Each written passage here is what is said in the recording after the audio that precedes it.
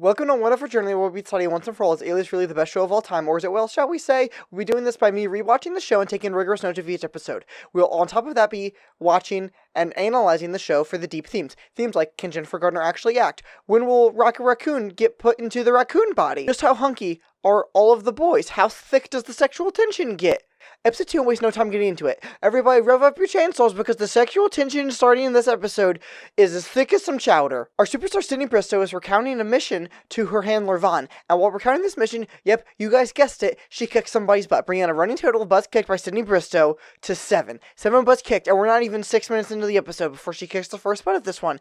It's so good, she kicks the butt, it's very fun. Sydney Bristiow is very gung-ho to take down SD6, and she's trying to do a very, very fast job of all of this, while Vaughn, on the other hand, is telling her that no, we need to play the long game on this and get all of this done. Sydney says, you don't know what you're talking about, you're too young to be doing this, which is a very weird move, because if you look at the actor and actress who plays the two characters, the actor is 4 years older than her, which is a weird thing for her to say, but it's all good. Vaughn has Sydney draw a map of how big she thinks SD6 is. When doing this, and also, might I add, very begrudgingly, she does, and then he shows her a map that is nationwide, and tells her that she's doing a bad job and they need to long game this. This makes Sydney very mad. On top of that, we get a little bit of a Weewo measuring contest, but we never get to find out whose is bigger because it is cut a little bit short because Sydney needs to go get briefed on her next mission. Sydney is back in black, and might I say looking just as stunning as ever. While she walks in, she gets confronted by, "We are Marshall!" And he tells her that he's so sorry about all of the things that happened with her fiance.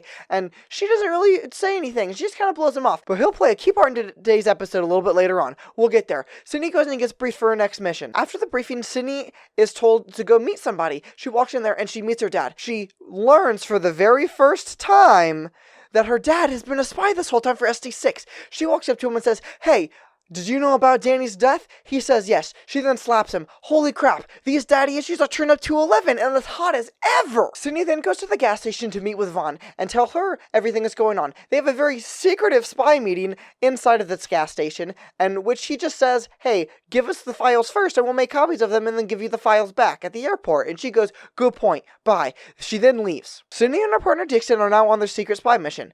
Sydney goes and to steal some money, and they're going to pretend to be the buyers, take the money from the actual buyers, and give it to the people selling the files. Sydney goes to try to steal this mission, and she's dressed as a maid. She walks in there, and she sees all of the evil mean men, but she doesn't do anything. Then one goes to take a shower, and there's one just sitting there. She walks up to the one, and she has a secret ring. She turns this ring on, and she shakes his hand. This poisons him and makes him get knocked out or dead. It's not very clear about which one it does. I do need to point this out. Some of you might be thinking that this needs to add a point to the running total of butts kicked by Sydney Bristiow. A butt tricked is not a butt kicked. This is a very important thing. If she tricks somebody and not kicks somebody, this will not add to a running total of butts kicked by Sydney Bristiow. She tricks him, not kicks him. He passes out or dies. Sydney then starts trying to break into the briefcase. She opens it up, but before she can actually finish opening it up all the way, somebody comes in. And now we actually do get an additional number to our running total of butts kicked by Sydney Bristiow, bringing our total of butts kicked by Sydney Bristiow to 8. She kicks his butt good and fast. She then realizes that, oh no, they were planning on stealing the things. She then goes and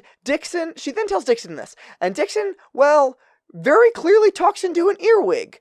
And for somehow is not outed as a spy or outed as having an earwig, which is a very weird thing, but it does run to our total and a factual statement that Alias is very good about perpetuating all of the facts, and this fact is all bad guys are super dumb 100% of the time. Sydney then goes and they do try to do some sort of ruse about getting the files from them, but then the trick doesn't work, and they end up just finding the bad guys, beat them up, and then taking the files for themselves, which does add one more to our running total of butts kicked by Sydney Bristiow, bringing our total to 9. I don't know why they didn't lead with this, but that's what happens. Then they go to the airport, and we get a very, very tense moment. What a nail biter! But the files do get back to Sydney in a reasonable manner, and nobody's the wiser.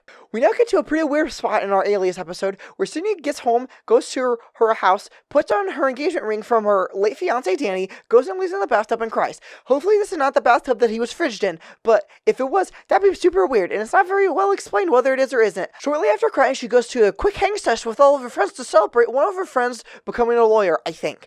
And while there, Rocket Raccoon tells her that he found something about Danny. They go out and have a quick side convo, and he tells her, "Hey, I think Danny was trying to leave the country or something. She then cries and tells him to drop it. Leave me alone. The information that was stolen a little bit early in the episode finds out that there were secret nukes smuggled into the US of A.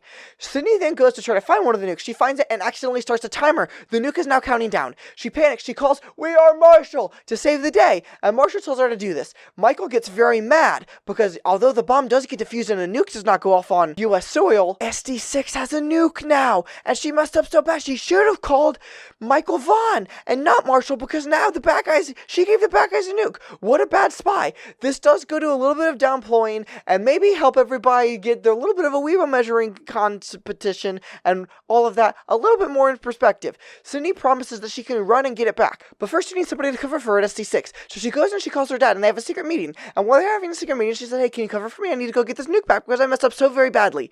And he says, "Yes, I will." And she says, "Hey, were you the person who bought a plane ticket for my dad, for my boyfriend, so that he would not get killed by SD6? He says, "Yes, I did do that." Now, we get a really weird thing, because why didn't he tell her that earlier? There's really no reason they shouldn't have told her that earlier, but for some reason he didn't. And I'm not even that mad that he didn't, because holy crap, those daddy issues are so hot. Did you see when she slapped him?